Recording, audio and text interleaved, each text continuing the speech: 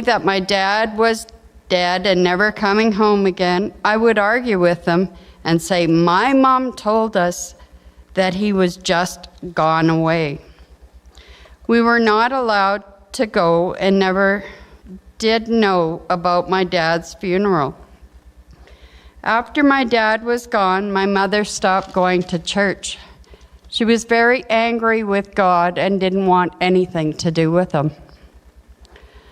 After this, I noticed that nothing I did was ever good enough for my mom. Everything I do had to be redone until it reached her standards, or she was tired of me. This included cleaning, cooking, housekeeping, my homework, etc. I tried hard to get my mother's approval and love, but thought I always fell short in her eyes. I was 15 years old when I went to a funeral of a friend of mine, and it was actually here in Fond Lake. I went to the funeral, and it was at this funeral that I had a breakdown and realized my dad had passed away and was never coming to get me and take me with him. For many years, I looked for real love and approval in all the wrong places. I just wanted my dad's love again. I was in my early 40s and searching for something in my life to make sense of everything I had gone through. At this point in time, I came across the poem, Footprints in the Sand, which I'll read. One night I dreamed a dream as I was walking along the beach with my Lord. Across the dark sky flashed scenes of my life. For each scene, I noticed two sets of footprints in the sand, one belonging to me and one to my Lord. After the last scene of my life flashed before me, I looked down at the footprints in the sand. I noticed at many times along the path of my life, especially at the very lowest and saddest times, there was only one set of footprints. This troubled me, so I asked the Lord about it. Lord, you said once I decided to follow you, you would walk with me all the way. But I noticed that during the saddest and most troublesome times of my life, there was only one set of footprints. I don't understand why, when I needed you the most, you would leave.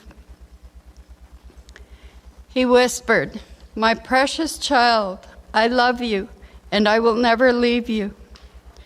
Never ever during your trials and testing, when you saw only one set of footprints, it was then that I carried you. After reading this poem several times, I sat and cried, reflecting on the many times that the Lord had carried me. If God had not been carrying me, I would not have survived the abuse that I had gone through. At about the same time, a close friend of mine had given me a wall hanging of Ecclesiastes chapter 3, verse 1 to 8. And I'll just quickly read that.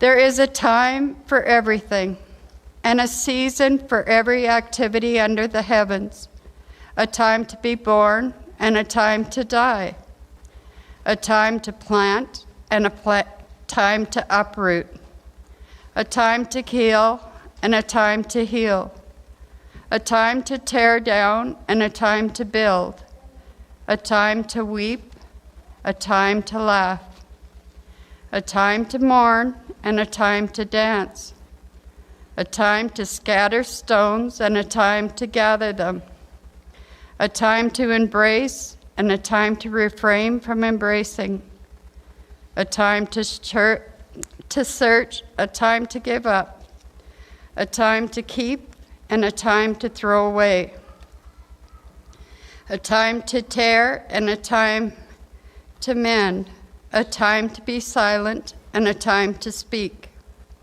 a time to love and a time to hate, a time for war and a time for peace. All of the signs were from God. I didn't know he was asking that I needed to ask his forgiveness and give my life to him. I also needed to forgive and ask for forgiveness from everyone in my life to move forward. Every night now as I go to bed, I ask the Lord for forgiveness and thank God for loving me just the way I am every day. In the last couple of years, God has been very good to me with large and small miracles.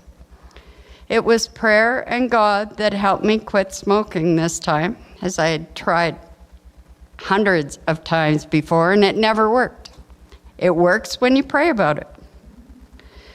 God also provided a miracle with my grandson Chase to be here and healthy once again. A year ago now, when he needed a liver transplant, everything just totally fell into place, and I'm positive it was because of all the prayers that were being said for him at the time. Every day is another day of God's miracles. They are everywhere for us to see, from the sunshine to a song that speaks to our heart. Thank you, God, for all that you do for us every day.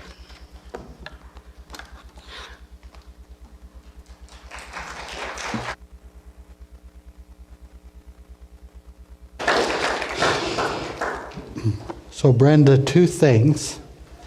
I know the answers to this, but for the rest, I guess really only one thing.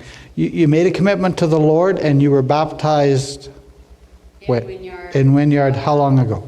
About 2005, I think. Thank you. Just so that everybody's aware of that. So Brenda is being welcomed into the congregation on her testimony and on her previous baptism. Now we're going to ask for Kyle and the family to come up here.